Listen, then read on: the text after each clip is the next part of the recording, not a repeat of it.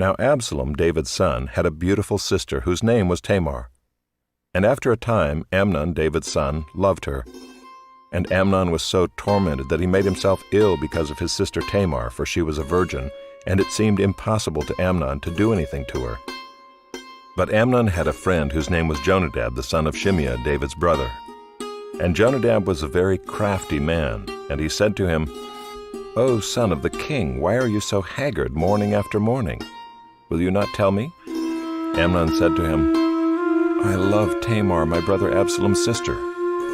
Jonadab said to him, "Lie down on your bed and pretend to be ill, and when your father comes to see you, say to him, 'Let my sister Tamar come and give me bread to eat, and prepare the food in my sight, that I may see it and eat it from her hand.'"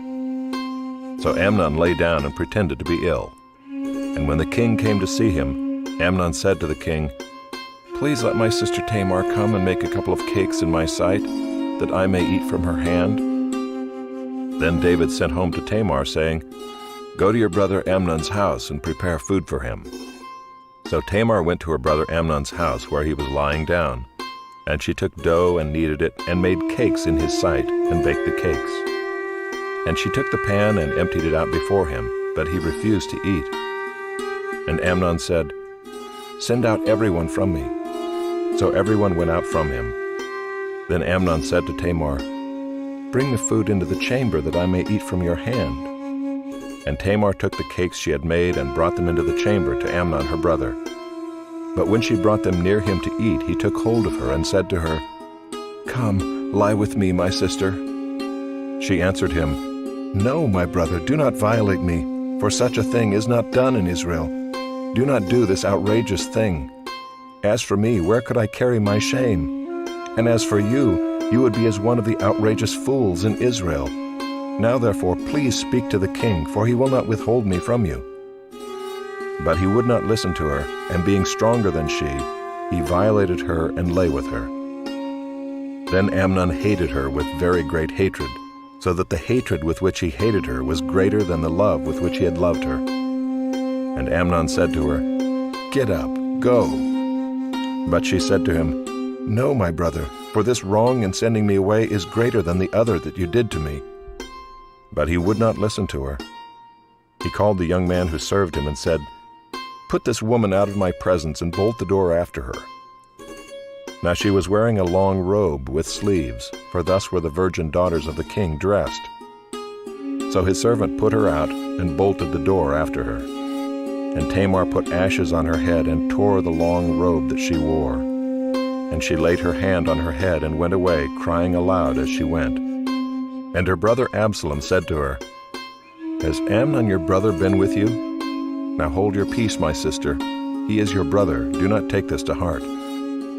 So Tamar lived, a desolate woman, in her brother Absalom's house. When King David heard of all these things, he was very angry. But Absalom spoke to Amnon neither good nor bad, for Absalom hated Amnon because he had violated his sister Tamar. After 2 full years, Absalom had sheep shearers at Baal-Hazor, which is near Ephraim, and Absalom invited all the king's sons.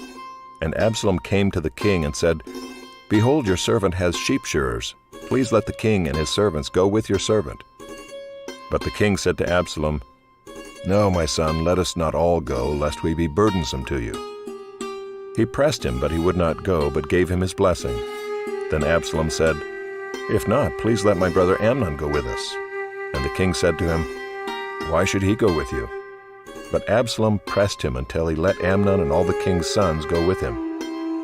Then Absalom commanded his servants, "Mark when Amnon's heart is merry with wine, and when I say to you, 'Strike Amnon,' then kill him. Do not fear. Have I not commanded you? Be courageous and be valiant." So the servants of Absalom did to Amnon as Absalom had commanded.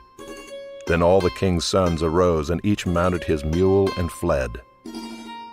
While they were on the way, news came to David, "Absalom has struck down all the king's sons, and not one of them is left." Then the king arose and tore his garments and lay on the earth, and all his servants who were standing by tore their garments. But Jonadab the son of Shimeah, David's brother, said, "Let not my lord suppose that they have killed all the young men, the king's sons, for Amnon alone is dead. For by the command of Absalom this has been determined from the day he violated his sister Tamar. Now therefore let not my lord the king so take it to heart as to suppose that all the king's sons are dead, for Amnon alone is dead." But Absalom fled, and the young man who kept the watch lifted up his eyes and looked, and behold, many people were coming from the road behind him by the side of the mountain. And Jonadab said to the king, "Behold, the king's sons have come, as your servant said, so it has come about." And as soon as he had finished speaking, behold, the king's sons came and lifted up their voice and wept. And the king also and all his servants wept very bitterly. But Absalom fled and went to Talmai, the son of Ammihud, king of Geshur. And David mourned for his son day after day. So Absalom fled and went to Geshur and was there 3 years. And the spirit of the king longed to go out to Absalom, because he was comforted about Amnon, since he was dead.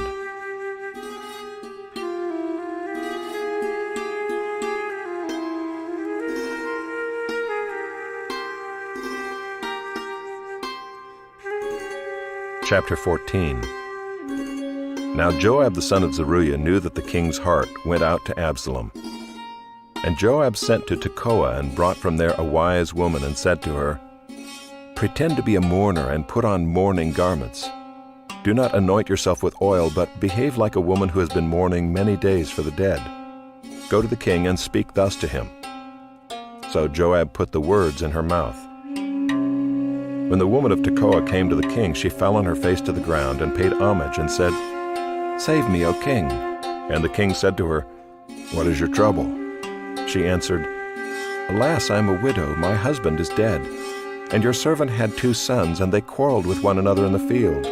There was no one to separate them, and one struck the other and killed him.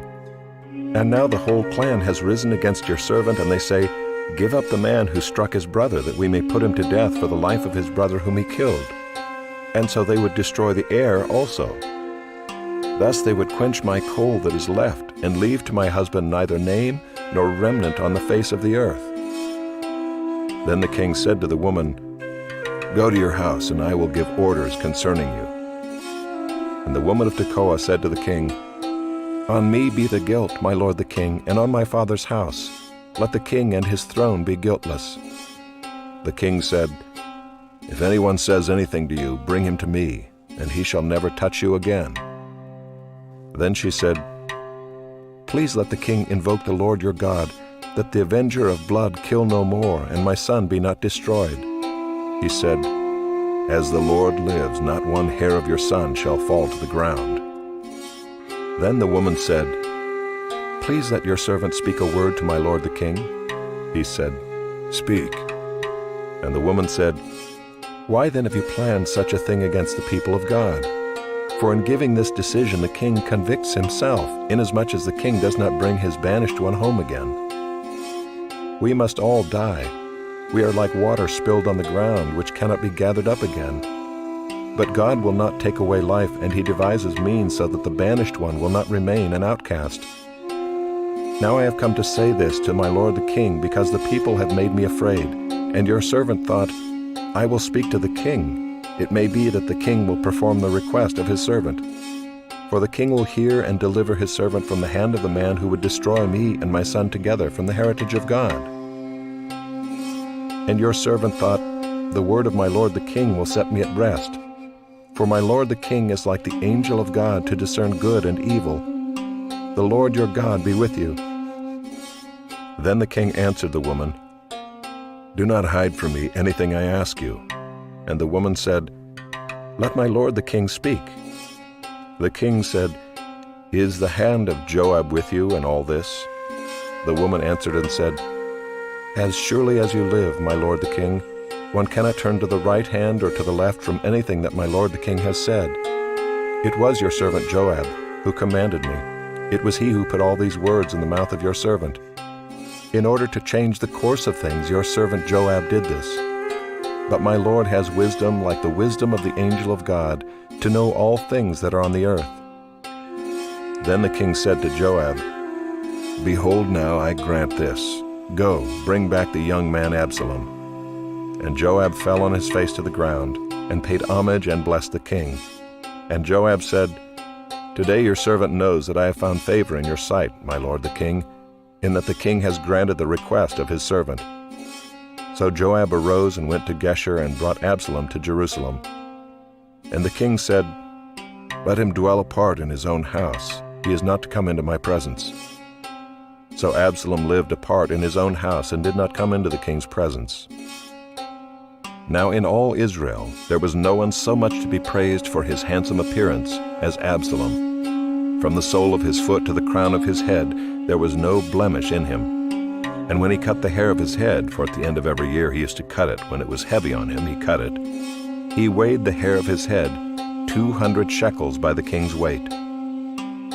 There were born to Absalom 3 sons and 1 daughter whose name was Tamar. She was a beautiful woman. So Absalom lived 2 full years in Jerusalem without coming into the king's presence. Then Absalom sent for Joab to send him to the king, but Joab would not come to him. And he sent a second time, but Joab would not come. Then he said to his servants, "See, Joab's field is next to mine, and he has barley there. Go and set it on fire." So Absalom's servants set the field on fire. Then Joab arose and went to Absalom at his house and said to him, "Why have your servants set my field on fire?" Absalom answered Joab, "Behold, I sent word to you. Come here that I may send you to the king to ask, Why have I come from Geshur? It would be better for me to be there still. Now therefore let me go into the presence of the king, and if there is guilt in me, let him put me to death." Then Joab went to the king and told him, and he summoned Absalom. So he came to the king and bowed himself on his face to the ground before the king, and the king kissed Absalom.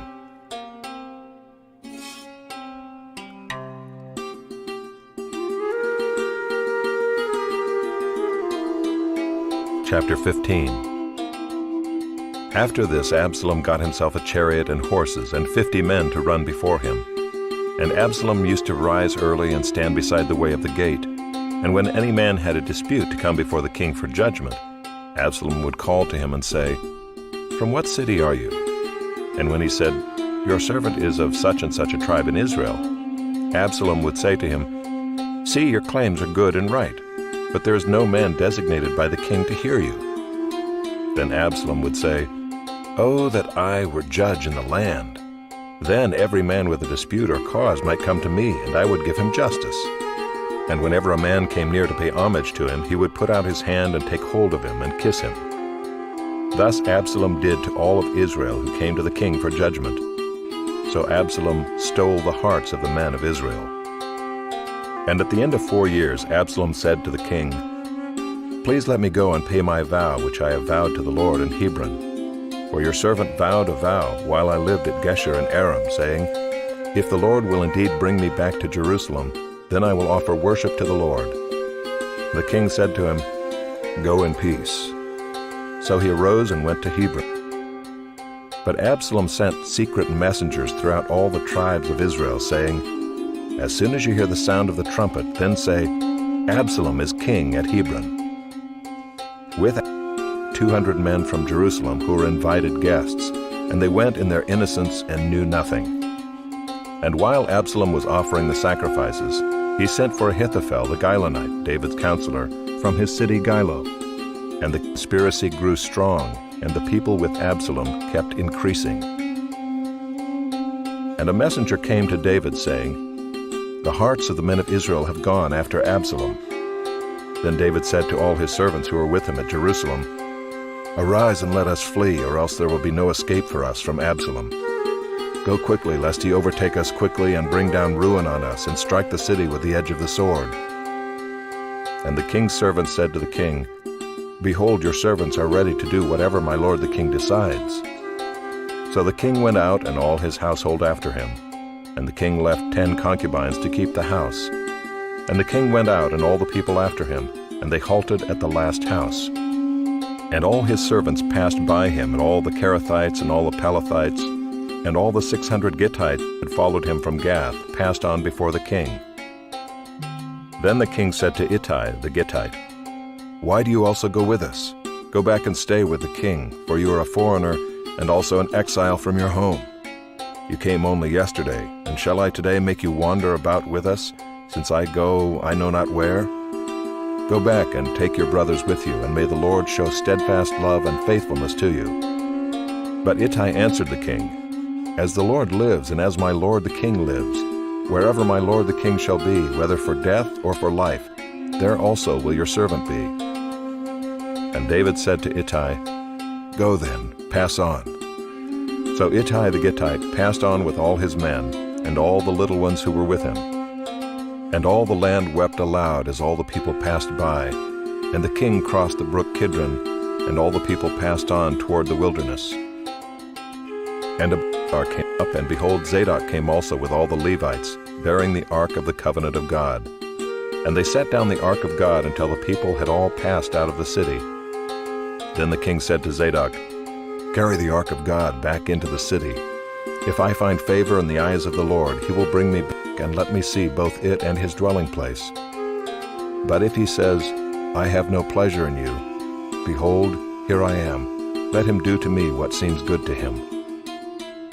The king also said to Zadok the priest, "Are you not a seer?